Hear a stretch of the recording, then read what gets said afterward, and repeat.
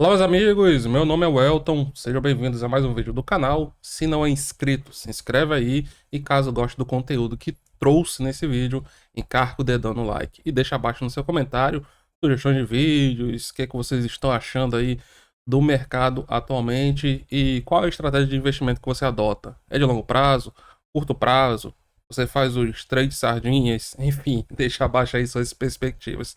Então neste vídeo irei falar com vocês sobre o fluxo de capital estrangeiro e qual a sua importância para a nossa bolsa de valores, certo?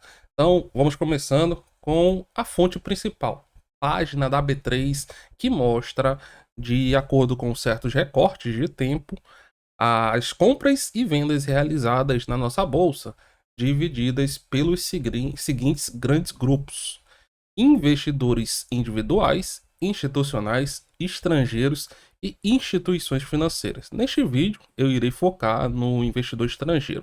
Então, até o presente momento, neste mês que teve apenas 2 pregões, mas isso não é importante, o importante aqui é entender por que acompanhar o fluxo estrangeiro, certo?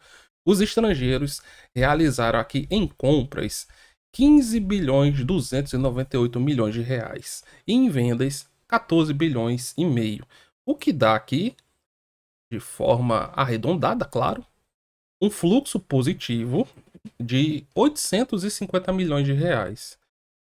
Em novembro, no mês passado, esse fluxo aqui estava bem maior, mas agora deu uma pequena reduzida, tá aqui nos 850 milhões. Mas é normal, ao longo do mês, o fluxo ele sofre variações constantes, por isso a importância de acompanhar esse fluxo. Você acompanha ele na bolsa de valores, no site da B3, só que eles já estão chamando atenção. Porque antes você vinha e acessava aqui, ó, fluxo de capital estrangeiro B3, já acessava simplesinho, já vinha para essa tela aqui mais resumida. Só que agora não, eles estão falando que a partir da segunda você vai ter que acompanhar a partir dos boletins diários do mercado. Aí você vem aqui, ó, boletim diário, e você vai neste aqui, ó, boletim diário de informações. Todos os dias a B3 divulga um boletim desses. Então, esse aqui é referente ao último pregão. Aqui você vai acompanhar a taxa Selic, vários outros indicadores, o dólar, taxas de câmbio, euro aqui, dólar para o euro, indicadores inflacionários, boi gordo, commodities como um todo, preço de commodities, mas não é isso que nos importa. Nós queremos ver a parte lá dos investidores estrangeiros. Não é aqui, ó, preço do milho, não sei o que. Não, então não vou esperar isso não. Você conta aqui Ctrl F, investidores, pronto. Participação dos investidores. E aqui nós vamos ver os dados até aqui tem uma pequena defasagem, certo? Mas até o final do mês de novembro.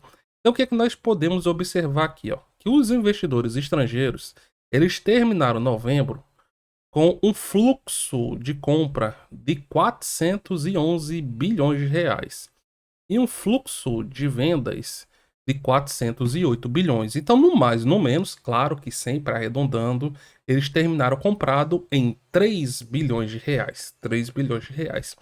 Enquanto que os investidores institucionais, eles estão na ponta oposta. Há vários meses isso está se repetindo. Os estrangeiros estão comprando e os institucionais estão vendidos, estão alocando mais na renda variável, menos na renda variável, desculpem, e mais na renda fixa, se aproveitando da Selic alta. Essa é a principal razão disso, não tem outra. Então aqui os institucionais estão investindo na renda fixa. Eles tinham comprado mais ou menos 1 bilhão, 170 bilhões, desculpem, e vendidos aqui 174 bilhões e meio. Então dá a diferença aqui de 4 bilhões e meio, certo? Enquanto que as instituições financeiras estavam próximo do equilíbrio e os investidores individuais levemente positivos aqui, saldo positivo de 1 bilhão e meio mais ou menos. Então trouxe para vocês uma matéria da XP e trata aqui de informações do fluxo de capital estrangeiro aqui em 2022 até o mês de novembro, certo? Tava aqui por volta dos 100 bilhões de reais, como nós vimos, deu uma subidinha, né? Deu uma subidinha aqui. Opa, cadê? Aqui, pronto. Então, de acordo com a XP, foi outubro aqui, onde tivemos as maiores entradas. E eu vou olhar aqui com vocês, ó, comparativo com outros anos, ó. Veja como 2022, apesar de eleições, apesar de tudo, foi o ano em que teve mais entrada de fluxo de estrangeiros aqui.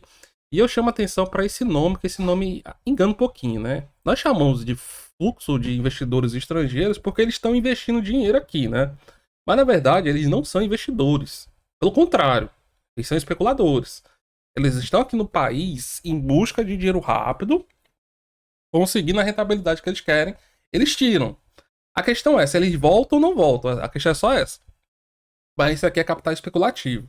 Investidor estrangeiro mesmo é aquele que vem, compra, investe, né, em bens de capital, ele faz investimentos em fábricas, em galpões, alguma coisa que fica a estrutura aqui, que gera emprego, que gera renda. Ah, esse cara aqui não gera emprego, não gera renda, não, gera especulação como é que centro. E aqui, ó, outras informações importantes. Saldo acumulado de estrangeiros, fluxo de capital estrangeiros, ó, na época das eleições, mesmo com as eleições, toda a instabilidade, estrangeiro continuou botando recursos aqui, não tivemos nada muito anormal disso, mas ó, os investimentos dos fundos, ó, via fundos, ele teve um fluxo negativo, por exemplo, em setembro, ó, de quase 12 bilhões de reais. Isso é uma queda aproximadamente aqui de 0,2 pontos percentuais no patrimônio líquido das gestoras. E com a Selic, meus amigos, ó, em quase 14%. Você acha que esses fundos aqui, para performar melhor, eles vão botar a maior parte nas ações ou vão garantir ali em CDI, Tesouro CDI, prefixado? Entendeu? Tem que entender aí as estratégias dos gestores. Eles querem performar, eles querem entregar resultado. E o mercado de capital oferece muitos riscos, muitas vezes não vale muito a pena. Fundos de pensões, fundos de pensão, mesmo esquema. Aqui, ó, as informações atualizadas da XP são até o mês de julho, daqui para frente ainda não temos, mas aqui, ó, foi de fundos de pensão, fluxo de alocação de ações foi de 57 bilhões.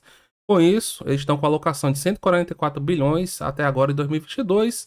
Fluxo de renda variável, por sua vez, ele teve uma queda aqui de 11 bilhões em relação ao final de 2021, alcançando 64 bilhões de reais. Então, também, fluxo de pensões, investindo mais aqui na parte de renda fixa, isso mesmo. Ó, enquanto eles tenham na parte de renda variável 19%, 19,5%, o equivalente a 209 bilhões, eles botaram aqui na renda fixa 78,5%, totalizando aqui, ó, 843 bilhões e meio de reais. Meus amigos, é bem diferente, né? E os investidores, pessoas físicas, tinham investido aqui, se eu não me engano, são números até agosto. E aqui são informações que elas têm uma periodicidade diferente, né, de atualização. Então, até agosto, a nossa bolsa já contava aqui com mais de 5 bilhões de investidores, 5 bilhões não, 5 milhões de investidores que tinham investido 500 bilhões de reais. Então vamos ver aqui, ó.